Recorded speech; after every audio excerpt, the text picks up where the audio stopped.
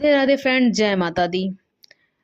चलिए आज हम इस वीडियो में जानेंगे वट सावित्री का व्रत कब किया जाएगा, क्या पहली बार यह व्रत उठा सकते हैं, अधिक मलमास कब से लग रहा है, पहली बार व्रत करें या ना करें, क्या है व्रत के नियम, इस साल मलमास की वजह से क्या व्रत उठाया जाए कि ना उठाया जाए, हर प्रकार की महत्वपूर्ण बातें आज हम इस वीडियो में जानेंगे। व्रत अगर पहली बार कर रहे हैं तो क्या क्या क्या करना चाहिए, किन किन बातों का ध्यान रखना चाहिए, बहुत सारी बातें आप सभी से आज करेंगे। इससे पहले दोस्तों, अगर आपको मेरा वीडियो पसंद आता है तो प्लीज़ मेरे चैनल को सब्सक्राइब कर दीजिएगा, बेल आइकन को प्रेस कर दीजिएगा, जिससे कि मेरी वीडियो के नए नोटिफिकेशन आप सभी के पास सबसे पहले पहुंचे। तो चलिए शुरू करते हैं और सभी महत्वपूर्ण बातें जान लेते हैं कि व्रत उठाएं या ना उठाएं। तो सबसे पहले बात करेंगे वट सावित्री व्रत 2026 में कब रखा जाएगा। दोस्तों, वट सावित्री व्रत 16 मई को रखा जाएगा। दिन पड़ रहा है शनिवार के दिन वट सावित्री व्रत का रख सकते हैं, जो कि जेठ महीने की अमावस्या के दिन वट सावित्री का व्रत हम रखते हैं। परिक्रमा करते हैं, पूजा पाठ करते हैं, लेकिन कुछ राज्यों में है, जैसे 2-4 गिने चुने राज्य हैं, गुजरात, महाराष्ट्र और भी राज्य हैं जहां पूर्णिमा के दिन वट सावित्री का व्रत करते हैं, ठीक अमावस्या में नहीं करते हैं। तो क्या इस साल व्रत उठा सकते हैं या नहीं उठा सकते हैं, यह भी बहुत बड़ा प्रश्न है। एक चीज समझाना चाहूंगी, इस साल 2026 में अधिक मास, जिसको पुरुषोत्तम मास भी कहते हैं, अधिक मास भी लग रहे हैं। जो इस साल लगेगा, हर तीसरे साल मलमास लगता है। एक महीना जैसे 12 नहीं 13 महीने साल हो जाता है। तो यह कब लग रहा है, जेठ महीने में कब शुरू होगा। जेठ का महीना 2 महीने का होगा, एक शुद्ध, एक ज्येष्ठ माह होगा और एक अधिक मास वाला होगा। तो इसलिए आप लोग संशय में पड़े हैं कौन सा व्रत उठाएं कौन सा ना उठाएं। तो सबसे पहले तो जान लीजिए कि 17 मई से जो है मलमास लग रहा है, 17 मई से लेकर 15 जून तक। और 17 मई से पहले जो भी व्रत आप लोग उठाना चाहते हैं आप लोग उठा सकते हैं। ठीक उसके बाद अधिक मलमास लग जाएगा तो हम कोई भी नया व्रत नहीं शुरू कर सकते हैं 17 तारीख से। लेकिन कुछ राज्यों में लोग अधिक मास जितना दिन का रहता है, जैसे 1 महीने का, उतना लोग व्रत नहीं उठाते हैं। बाकी अधिक मास जैसे समाप्त होता है लोग नया व्रत शुरू कर देते हैं। लेकिन हम लोगों की तरफ ऐसा नहीं है। जिस साल मलमास लगता है उस साल हम कोई भी नया व्रत नहीं उठाते हैं। होली तक आप कोई भी नया व्रत शुरू नहीं कर सकते हैं। होलिका दहन हो जाता है, उसके बाद ही हिंदू कैलेंडर के अनुसार साल जब आपका बदलेगा तब आप लोग नया व्रत शुरू कर सकते हैं। तो कुछ लोग 2-3 महीने या 1 महीने बाद ही उठाने लगते हैं। तीज या करवा चौथ, छठ पूजा, हमारे में ऐसा नहीं है। जिस साल मलमास लगता है उस साल कोई भी नया व्रत नहीं उठाया जाता है।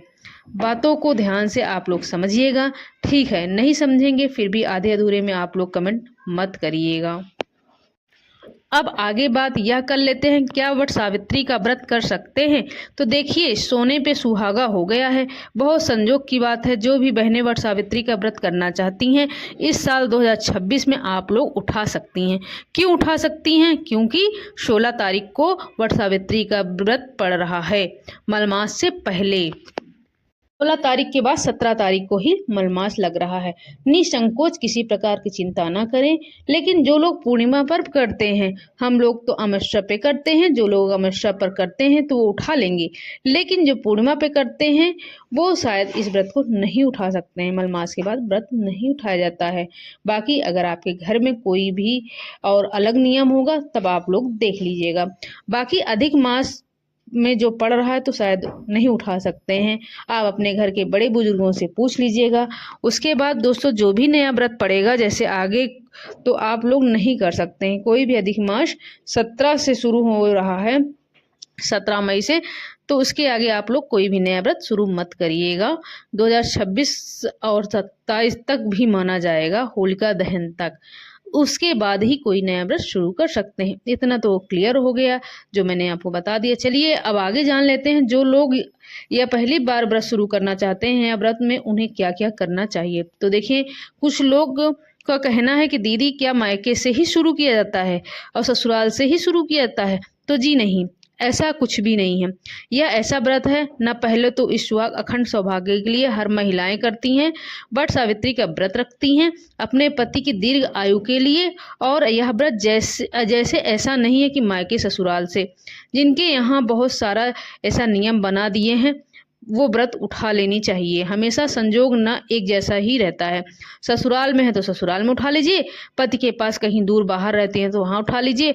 और पहली बार तो इस बार उठाना है, कैसे भी मौका मिले 16 तारीख को आप लोग व्रत उठा लीजिए, छोड़िए मत। और जिनके आप एकदम नियम बन के रखा हुआ है कि नहीं मैं कैसे ही उठाएंगे, तब वो अपना देख लेंगे, बाकी आप लोग उठा सकते हैं। यह क्लियर हो गया है। रह गई मासिक धर्म में, तो फ्रेंड्स आप लोग व्रत उठा लीजिए और मानसिक रूप से भगवान का पूजन पाठ कीजिए। हमारे में व्रत नहीं छोड़ते हैं। अब जो लोग ऐसे में नहीं उठाते तो फिर आगे कैसा सिचुएशन रहेगा, कौन सा विघ्न बाधा आएगी, फिर हम व्रत नहीं उठा सकते। तो आप लोग ध्यान रखिएगा, ऐसे में ऐसी स्थिति में आप लोग उठा सकते हैं। चलिए पहली बार उठाने का नियम यह है। तो कुछ लोग धान पान से करते हैं, जैसे धान से फेरी लगाते हैं। नियम तो है 108 बार फेरी लगाने का इसमें, लेकिन अपने शारीरिक क्षमता को ध्यान में आप लोग रखते हुए फेरी लगाइएगा। अगर जितना क्षमता है चला नहीं जा रहा है, बड़े बुजुर्ग हैं या जो भी, तो आप 11, 21, 51 आप जो भी फेरी लगा सकते हैं लगा लीजिए। कम से कम 7 बार तो होनी ही चाहिए। आप मूंगफली से, किशमिश से या मिश्री से, किसी भी चीज़ से आप फेरी लगा सकते हैं। दूसरी चीज़ क्या है कि नया साड़ी, तो देखिए सबके यहाँ ऐसा नियम नहीं है कि कोरा साड़ी से ही किया जाता है। अगर आपके घर में नियम है कि वट सावित्री का व्रत कोरा साड़ी अर्थात नई साड़ी से किया जाता है तो आप लोग कर सकते हैं। और जो लोग वट सावित्री का व्रत, छठ पूजा, तीया, करवा चौथ करते हैं, सिंदूरा अगर आप गांव घर जाते हैं तो आपके पास ज़रूर रखिएगा, निकाल कर मत लगाइएगा। पहली बार आप लोग कहते हैं दीदी हम विदेश जा रहे हैं तो हम यहाँ नहीं रहते तो हम निकाल के लेते तो जी नहीं। आप लोग अलग से पीला सिंदूर रख सकते हैं अपने पास और उसी से पूजा पाठ कीजिए। सिंदूरा लेकर आना जरूर चाहिए। बाकी घर परिवार लोगों से राय सलाह लेकर आप जरूर आइएगा।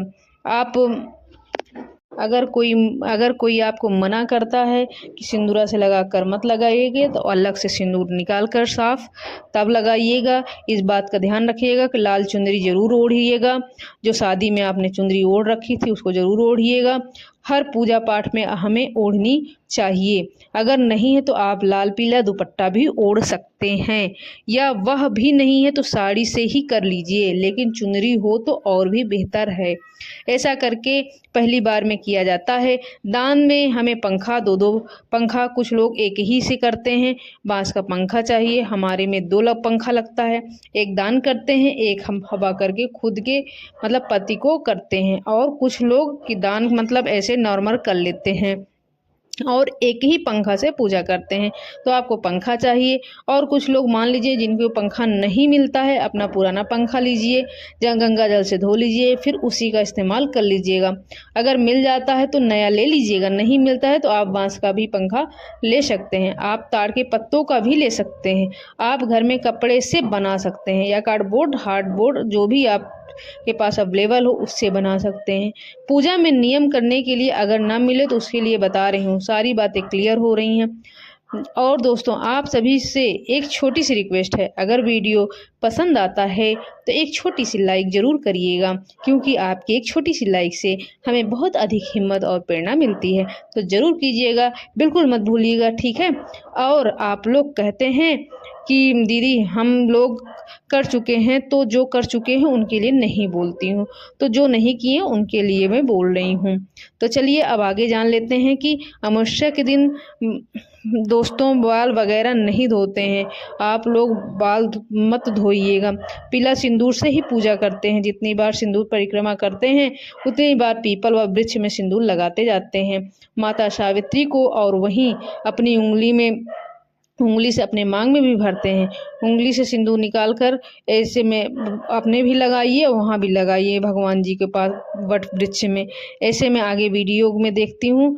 लेकिन आप लोगों को जो भी डाउट है कि पहली बार उठाएं इस व्रत को कि ना उठाएं, तो ये है दोस्तों कि आप लोग इस व्रत को उठा सकती हैं, इसलिए कि ये 16 तारीख को पड़ रहा है, 17 से अधिक मास लग रहा है, तो आप लोगों को कोई संशय कोई प्रॉब्लम नहीं है उठाने में।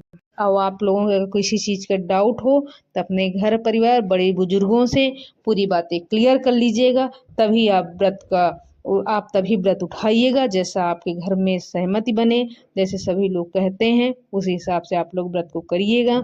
आशा करते हैं कि हमारे वट सावित्री से संबंधित आपको जितनी प्रॉब्लम होगी वो सुलझ गई होगी। यह वीडियो मेरा यहीं तक था, फिर मिलती हूँ एक नए वीडियो में। तब तक के लिए नमस्कार। स्वस्थ रहिए, सुरक्षित रहिए, खूब खुश रहिए। राधे राधे फ्रेंड, जय माता जी। सबकी पति की लंबी आयु हो, इसी कामना के साथ सभी को नमस्कार।